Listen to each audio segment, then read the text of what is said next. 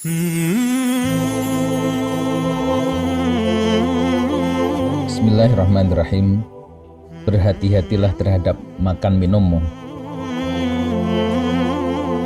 Diterangkan oleh Muhammad Al-Baqir Ibnu Abid Dunya dalam kitabnya Islahul Mal, menyebutkan riwayat dari Ja'far bin Muhammad dari ayahnya Muhammad Al-Baqir, yaitu Abu Ja'far.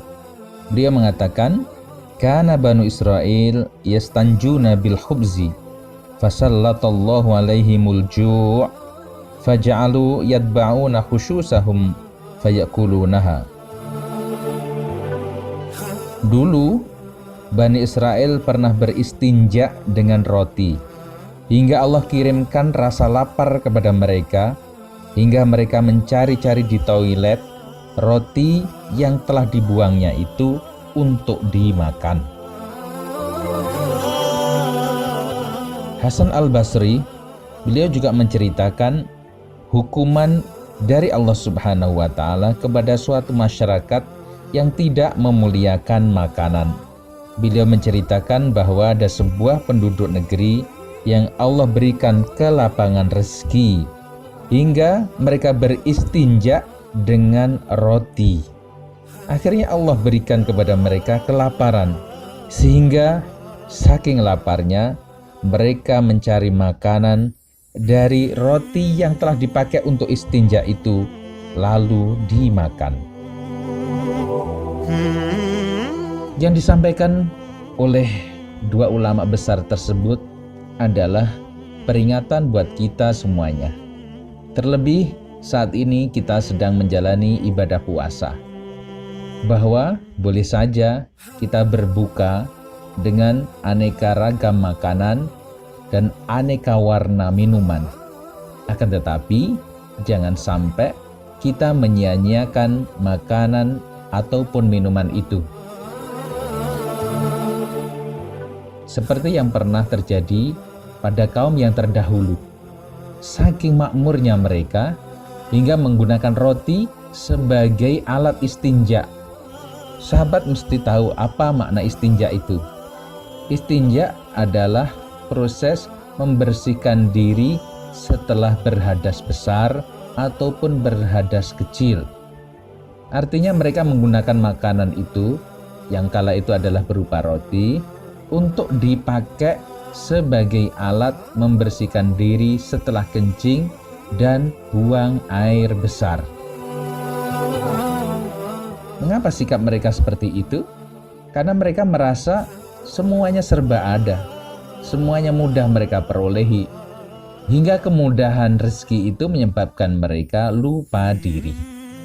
Makanan yang semestinya dimuliakan, dipergunakan, yang semestinya justru malah diselewengkan sebagai alat yang nyata-nyata untuk menghinakan makanan ataupun minuman itu. Sahabat, insya Allah kita dalam keadaan juga tidak berkekurangan. Kita dalam keadaan berkelimpahan. Berbagai macam makanan dan minuman hadir di bulan Ramadan ini. Pergunakanlah seperlunya saja. Hargailah makananmu, hargai pula minummu. Bagaimana caranya? Konsumsilah seperlunya. Jangan sampai karena merasa banyak hidangan makanan, begitu pula minuman, kita menggunakan minuman yang semestinya untuk minum itu untuk cuci tangan, ataupun menggunakan makanan tertentu untuk lap, untuk membersihkan kotoran di meja, di lantai, dan lain sebagainya. Berhati-hatilah, karena sikap seperti itu sikap tidak terpuji dan sikap menghinakan makanan tersebut. Karena siapa saja yang menyia-nyiakan makanan, maka dia akan langsung mendapatkan balasannya di dunia sebelum di akhirat. Balasannya adalah kelaparan ataupun kehausan. Memang tidak ada yang melarang kita untuk memakan apa saja ataupun meminum apa saja di bulan Ramadan ini, asal yang halal dan wajar-wajar saja. Bahkan Allah Subhanahu wa Ta'ala juga berfirman, kulu washrabu wala tusrifu. Untuk makan dan minum pun kita dapat perintah dari Allah. makanlah dan minumlah. Jadi orang makan dan minum itu sejatinya menjalankan perintah dari Allah Subhanahu wa Ta'ala. Hingga kalau kita niatkan makan dan minum kita itu karena menjalankan perintah dari Allah, maka nilainya akan bernilai ibadah juga. Kenapa? Karena ada nilai ketundukan kita terhadap perintah Allah. Hingga nilai makanan kita atau makan kita berbeda dengan nilai makannya binatang ataupun mereka yang tidak menyadari akan hal ini. Tapi kelanjutan ayatnya, wala tusrifu, jangan berlebih-lebihan, jangan sampai 2 kenyang, makan cukup 1 kenyang saja. Bahkan Rasulullah SAW akan berhenti makan sebelum kenyang. Sahabat, karunia bisa berubah menjadi bencana ketika kita salah mempergunakannya dan memandangnya. Kelimpahan rezeki kita terima sebagai karunia dan cinta Allah kepada kita.